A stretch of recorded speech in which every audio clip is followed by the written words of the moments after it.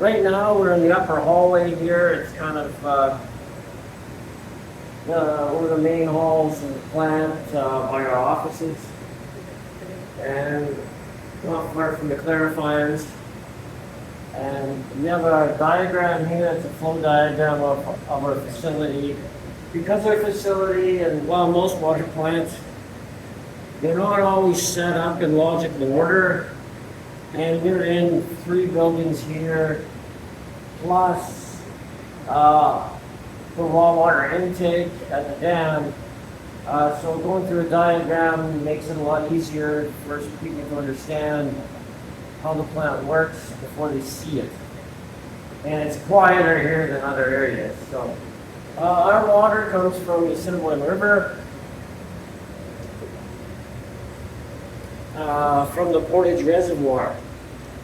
Our raw water or intake is combined with the Portage spillway dam. And so that dam was, I think, built in 1971, I believe. It fed the old plant here. Before that, the intake was right in or behind us. The river bank was a lot closer to the facility here. Now, this facility was built in 1978. So from the raw water intake, there's 3 pumps there, 125 horsepower. They pump through 2 lines that come up to the westernmost part of our grounds here on Yellowpool Trail, and that's the ballasted flocculation or pre-treatment building. That building houses what's known as an active flow process. So it uses sand to act as a ballast to quicken the process of flocculation and clarification. So when the water comes in, we add a coagulant, which is polyaluminum chloride.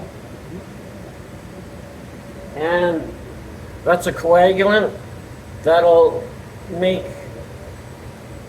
the particles of dirt, silt, organic matter heavy and start to drop out of the solution. A polymer is added right away, and that polymer makes those small particles stick together to make them heavy. And that aids in them coming out of solution. So the ballasted flocculation includes microsand. So there's 3 mixing basins, and on the bottom of the clarifier section, there's a line that pumps the sludge out, and in that sludge, there's microsand. That microsand comes back to a hydrocyclone, which through centrifugal force separates the sand from the water, or the dirty water, the sludge. So that is removed and goes to our pumping station, and it's pumped to our sludge ponds on the other side of the river. Now that sand is useful. It is dropped in these chambers, and that's where you have the water with the coagulant and the polymer, and that sand is a surface for that coagulated and flocculated debris to cling onto, and the sand being heavy, once it gets into this clarifier side, the sand drops out really fast. And then the clean water comes off the top and into a chamber, which generally in the summer months, we're adding potassium permanganate for taste and odor. So that's the first stage of the process. And this whole process takes about 15 minutes. So it's quite quick. Now, this active flow is a nice feature of our plant. A lot of other plants don't have that. That is necessary here because even compared to, say, the city of Brandon, the water here from the Assiniboine River is much dirtier. And especially in the spring, we're known here for very high turbidity. Now, turbidity is basically the cloudiness of the water. It's the amount of dirt and debris in the water.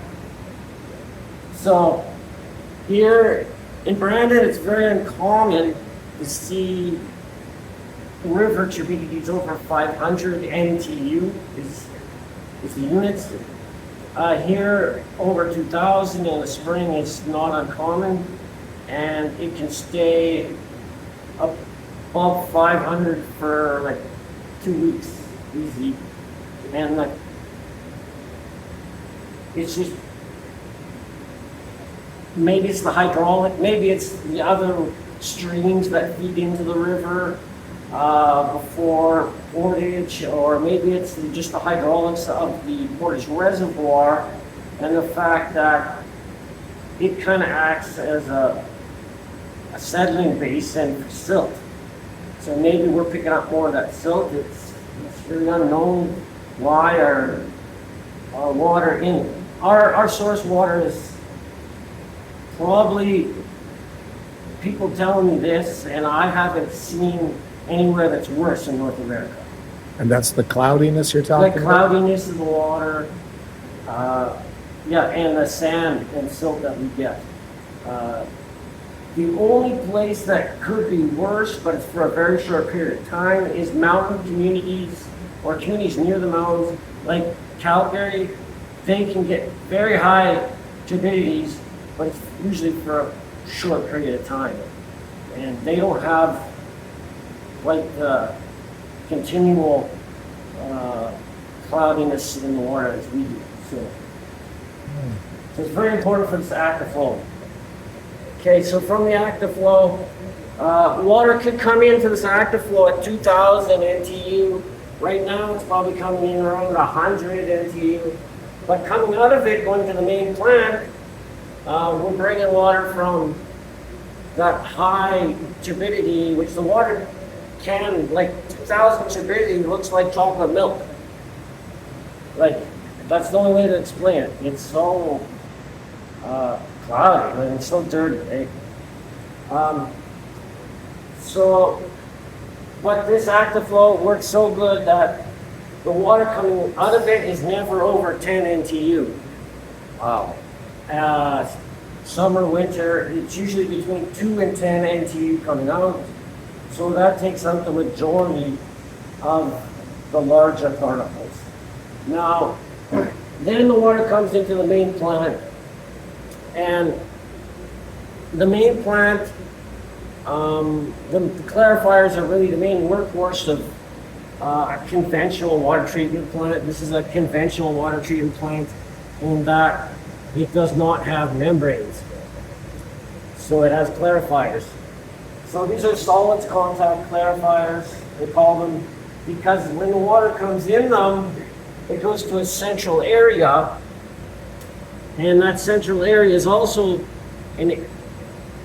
where the lime and sodium hydroxide or caustic and polymer are all added, and it's mixing, but it's also mixing up some of the sludge from the bottom.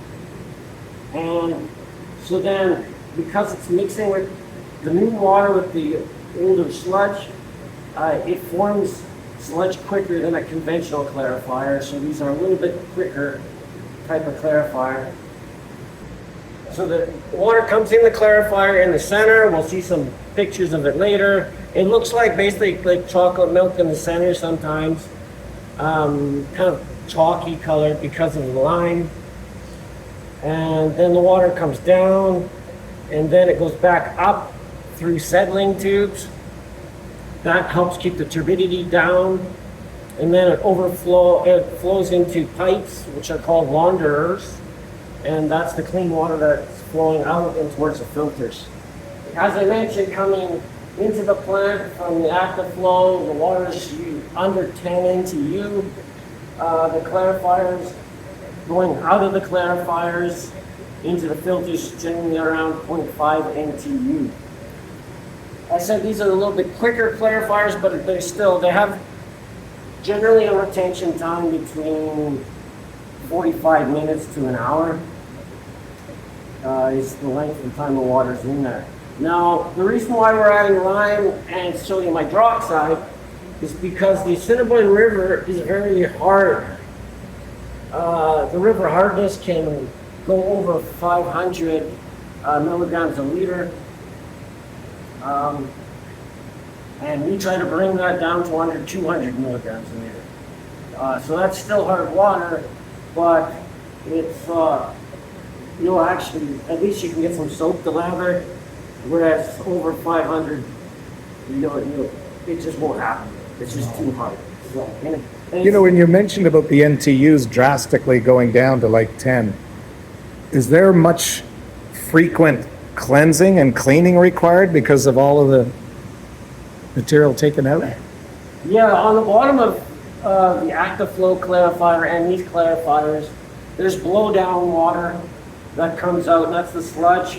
So a percentage of the water is on the active flow, it's pumped up through the hydrocyclones and then separated.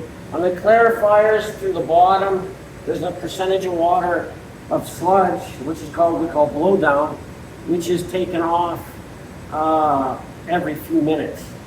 And that water does go to, from the clarifiers as well, that goes to our sludge lift station, and then across the road to the sludge drying beds.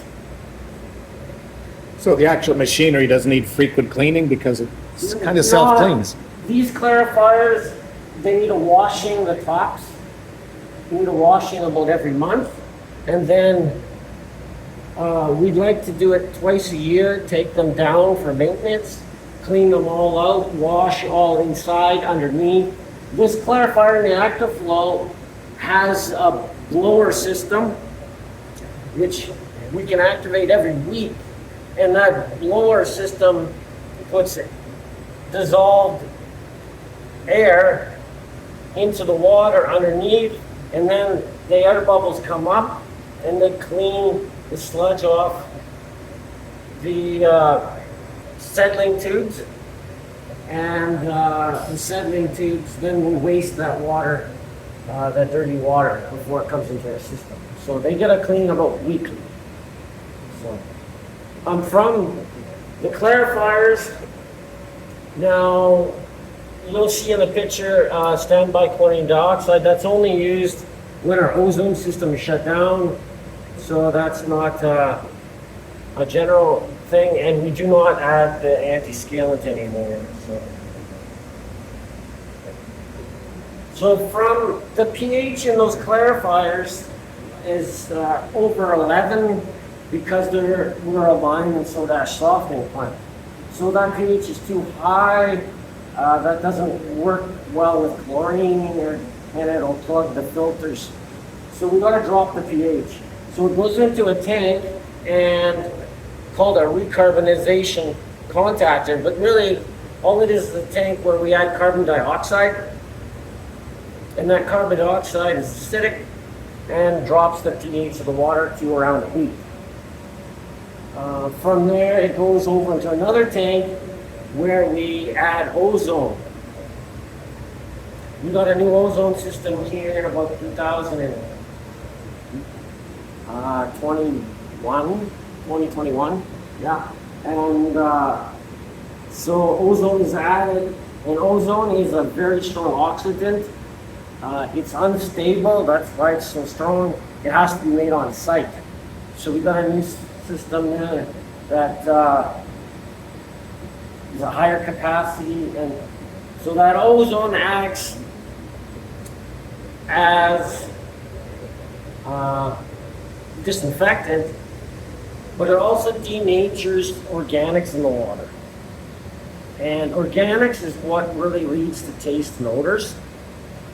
So having that ozone is one of the second key factor after the active flow of why we have really good tasting water.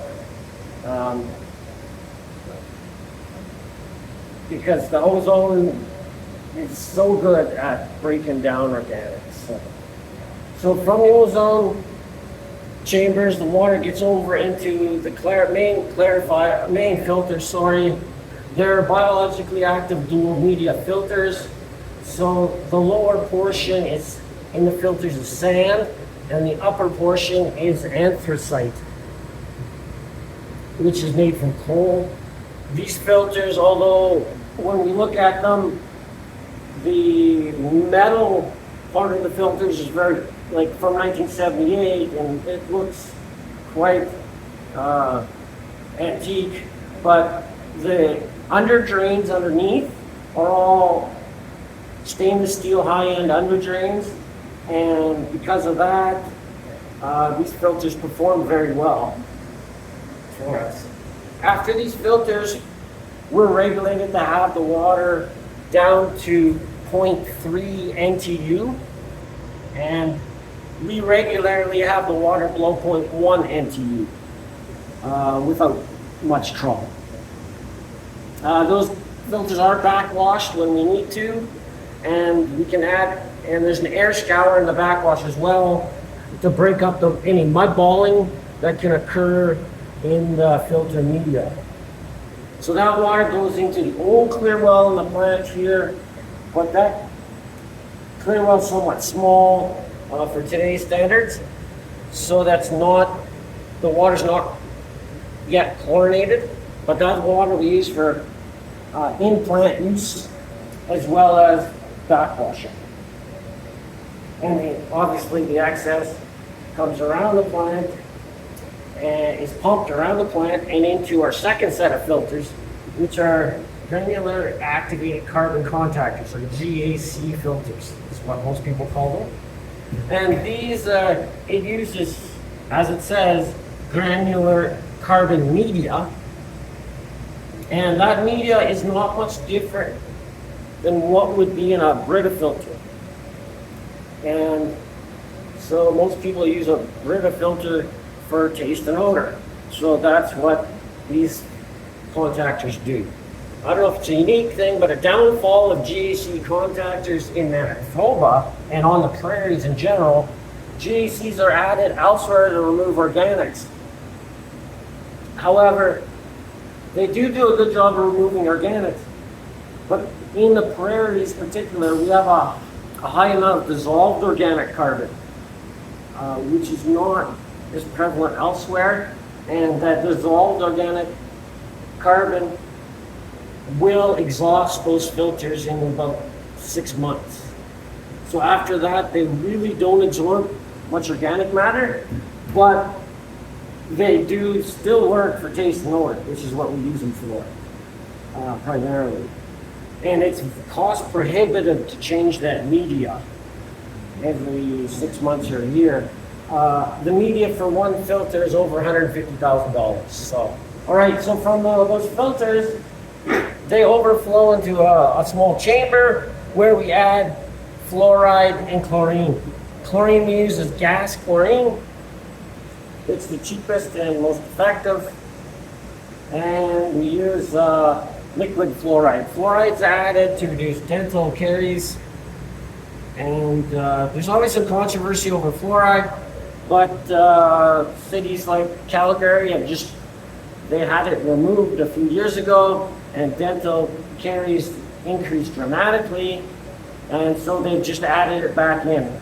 And I think it just started up this week, the addition of fluoride.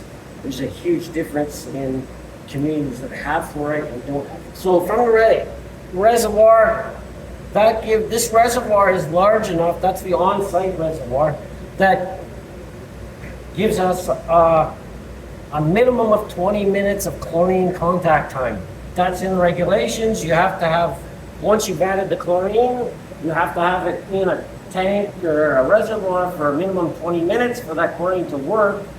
before you can pump the water into the system. So that reservoir gives us about an hour of contact.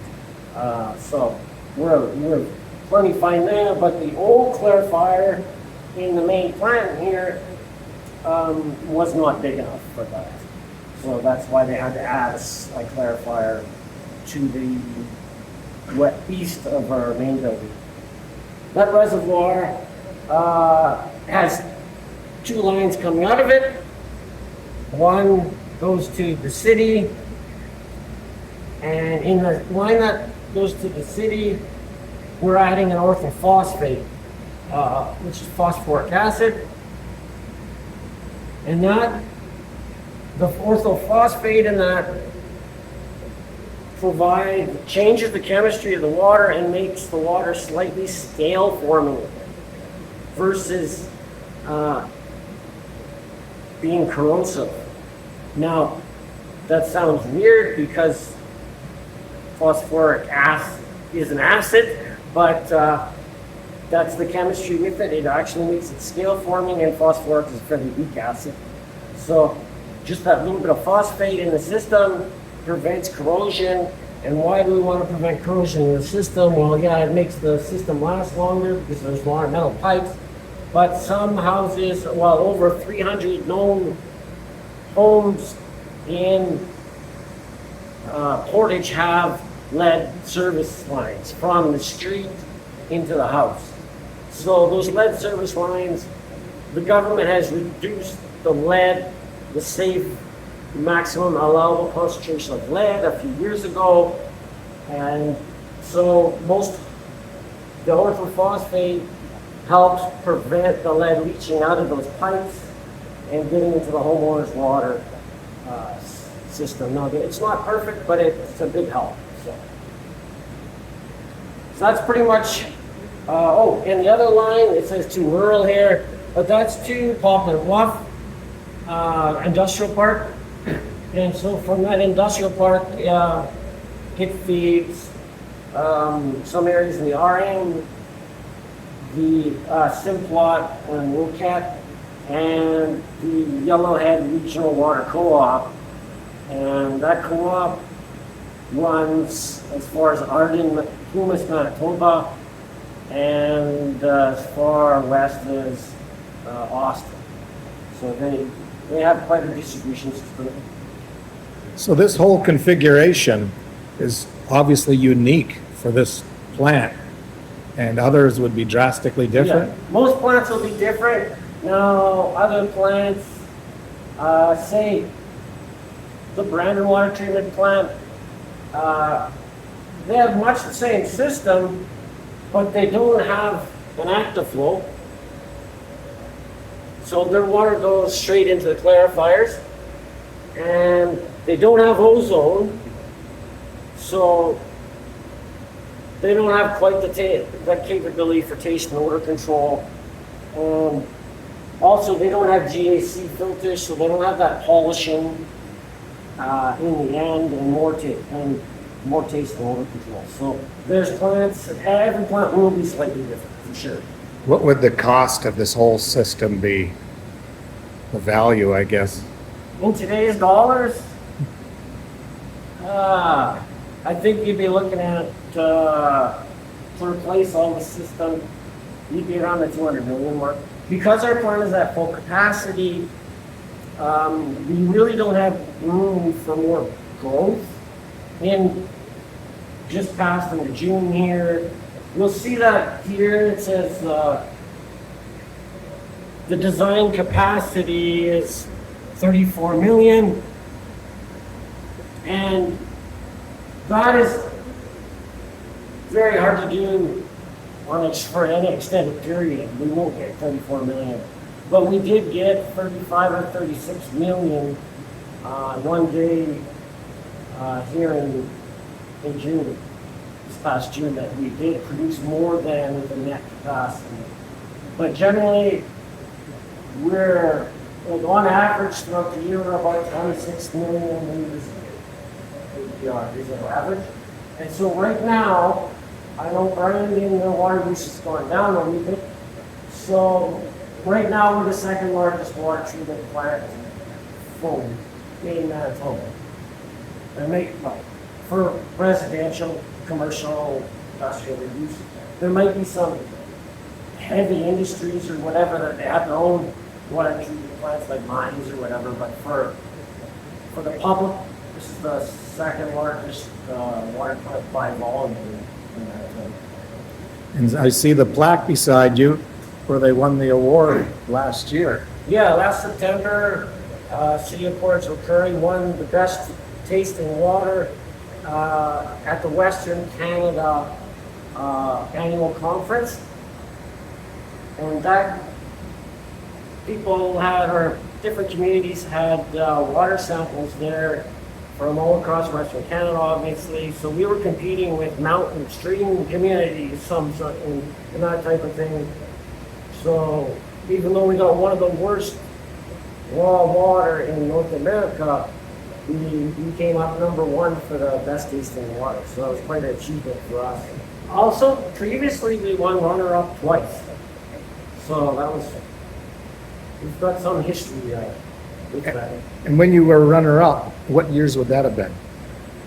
I'm not sure. I've been here since 2021, and it was previous to me, but it was within the last 15 years. Because of any specific additions to the whole system? Just the fact that we have both ozone and GAC filters is a big factor in the water tasting. So generalizing this, can you point out the main filters? No, the main filters, a clarifier is basically a big tank of water where the debris settles to the bottom. Now, a filter is a tank full of a media like sand, and the clean water goes straight through the bottom, and the debris stays on top of the filter. So, yeah, we have a clarifier here, the pre-treatment. We've got 3 clarifiers in the main plant, and they all run like parallel. They're running at all times. And we have the main sand and anthracite filters here.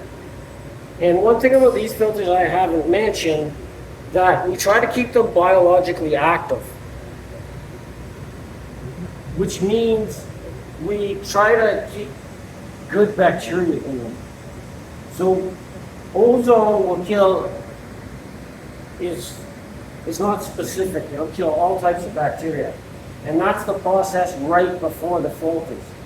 So after the ozone contactor, we don't have it listed in here, but we add a wee bit of it's like a salt solution, and that solution quenches oxidants like ozone. So it keeps the water from being, it kills all the oxidant, so when the water goes into the filters, it won't kill the good bacteria that's made up in the filters. And why that's a good thing is the bacteria in the filters, it takes up the space between the sand, and that makes the filter work more efficiently, and we get cleaner water out with bacteria in the filter. So that's kind of interesting. Yeah. So our sludge ponds are across the river, so we have to deal with that every 2 to 3 years. We have to have a removal program. We have 2 sludge drying beds. So when we're filling one with the blow down water from the sludge lift station, the other one is drying, and that fills up with it's lime sludge. It's not hazardous to the health. It's got a pH of like 9, which is way less than dish soap. So it's not hazardous, but it's like a whitish clay kind of silty material, and that has to be removed. So then we can fill it again. So once it dries out, we get that trucked out and it goes to landfill right now. We'd like to find another use for it, but right now it goes to landfill. The liquid part in those sludge cells is called the subnatant. So there is like weeping tile underneath those sludge beds, and that weeping tile is set in sand. So it's also like a filter. So that filters any of the liquid that comes out of the drying bed, and that is discharged back into the Assiniboine. It's perfectly clear when it goes back. Would people contact you and consult you and say, what are you doing to get such beautiful water? Would other municipalities be checking this? Occasionally we get calls, yeah, for sure, like from other municipalities, and if we're having issues, we'll call other plants that are similar to us and ask them, oh, well, are you seeing this? How can do you have any ideas for me to help fix the situation? So, and occasionally, not as much anymore, but at one time, parts, people would borrow spare parts from one place to another. So this is our #1 clarifier. This is in the building that was built in 1978. #1 and #2 clarifier are twins. So they're both the same. As you can see, the center chamber is actually where the raw water comes in. You can't see that pipe, but it's underneath these settling tubes, and the raw water will enter that center, and lime and soda ash and polymer are added, mixed up, and that creates a fairly quick reaction. It creates a flock which drops out to the bottom, and then it is blown down to the lift station every few minutes, and then the clear water comes up. The settling tubes try to stop any short circuiting. And That's these tubes? no, that's the kind of the waffle looking material in the bottom. Those are settling tubes. Or lamellas is the technical term for them. And that kind of, they just stop any short circuiting, and they kind of reduce, you actually get a little bit better turbidity, lower turbidity out of the clarifier with those than without. So the clean water goes out in these pipes with the holes in them. Those are called wanderers. And that clean water goes out into the outer ring around the mixing chamber here. And that outer ring then spills over into the recarbonization and ozone chambers that we talked about. Recarbonization chamber, they add carbon dioxide, and the ozone chamber, we add ozone.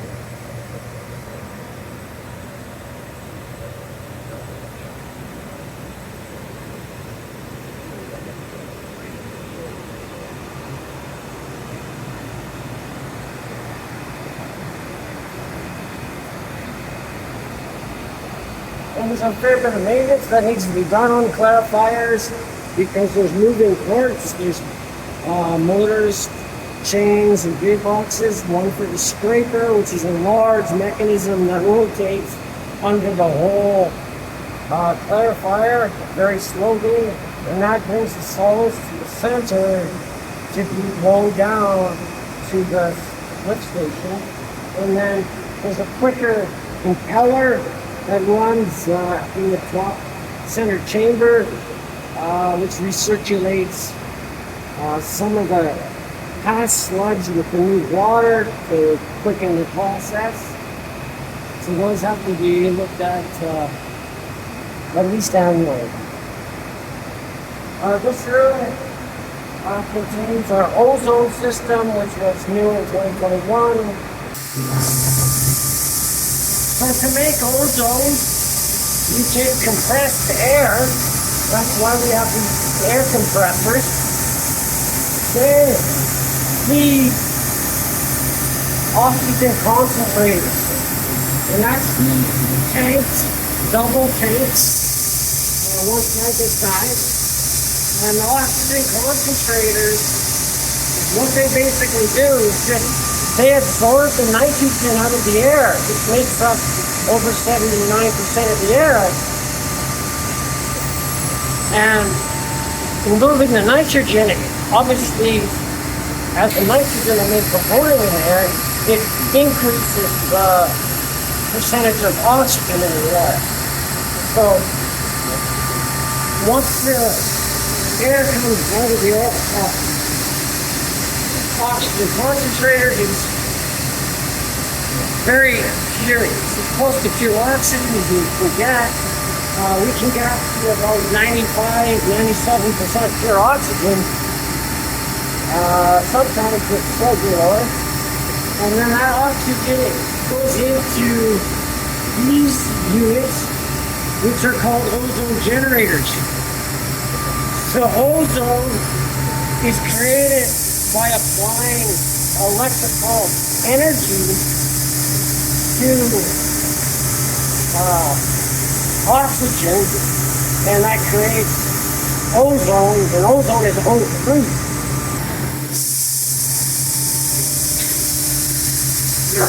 This is an example of the actual reactor that is inside the ozone generator.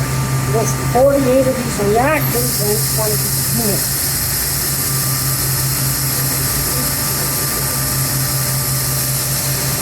And the nice thing about these units is each unit has an independent power supply. So if one of the power supplies malfunctions, or if one reactor is malfunctioning for some reason, you have 47 other ones that are working to provide the ozone. So it's a pretty good system as far as redundancy. Obviously, when you're using electricity, you're going to be creating heat. These are all cooled by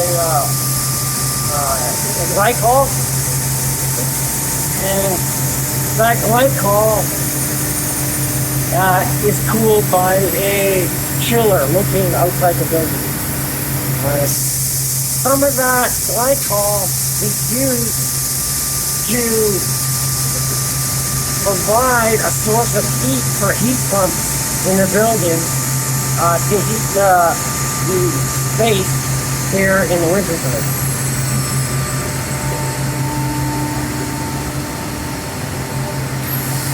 And this is the main screen of the ozone system. So there's different tabs you can touch to control the system.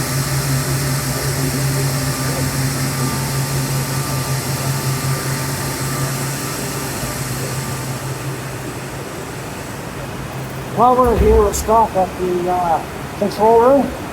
This is the control room of the facility. We use a SCADA system to control all the processes. And so it's basically a computer system. We can monitor different areas of the plant. We can monitor backwashes,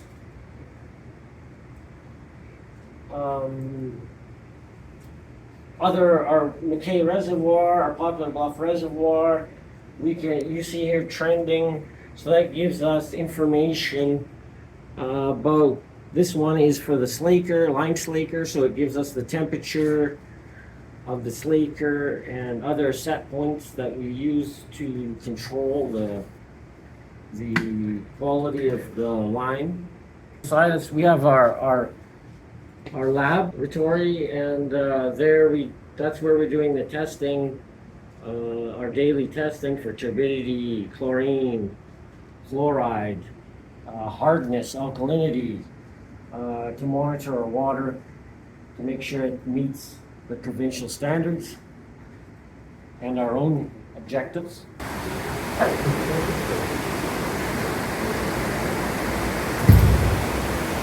Here you'll see, these are our main filters for the facility.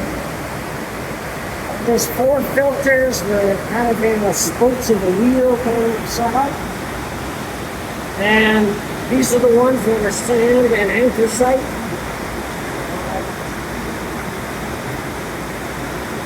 And it's between your clarifiers and your main filters, you gotta remove 99.9% of your majority of that intercryptosporidium cysts. So it's a very important process and it's controlled very closely. This is a model of our sand filters that we just saw. And this is the actual depth of the sand and actual depth of the anthracite. And as I mentioned earlier, we have a very good stainless steel under drain system. The older systems were very simple and they weren't very robust, but this is a great system. Your water filters down, comes through these little slits, and those slits prevent the sand from entering. Backwashing is through the same area. And this top chamber here, that's for air scour, and that air scour will break up mud balls. This upgrade was in 2008, and they use these filters or these filter bottoms. They also did our GACs were in 2003. They also have these similar filter under drains, and they're still using these today. So it's a pretty good system. The main plant was 1978, but that wasn't enough volume of water for the community. So I think when Simplot King was thinking about coming, we built this side of the plant. This is 2001 to 2003, all the additions. So this is number 3 clarifier. It's our largest. As you can see, it's in a little bit of condition. So it works by the same method.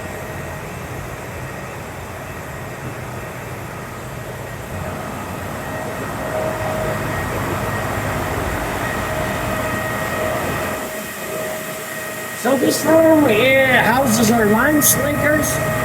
It's actually underneath the lime silo.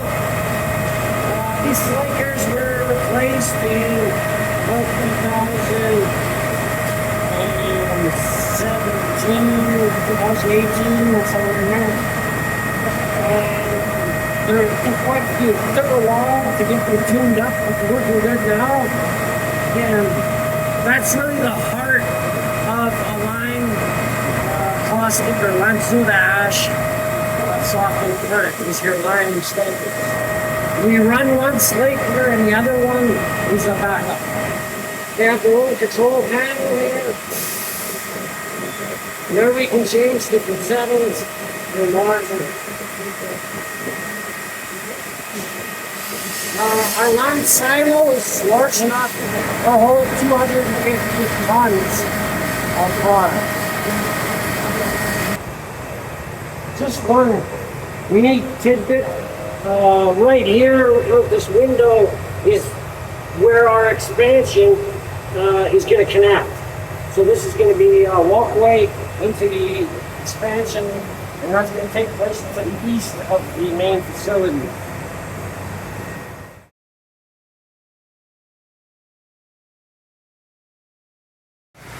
So this is the granular activated carbon filter drain, or GAC filters. If we come up here, you can see, you can't really see the media because it's black and it's quite deep. But the carbon meters in the bottom here, and these are the troughs. The water comes in the troughs here and then down and out the bottom, and that's the polished water right before it's chlorine and fluoride are added. That's pretty much the process of the main plant here. We have another building, distribution reservoir, that's a bunch of pumps. And our other building here is the pre-treatment building that has that active flow system.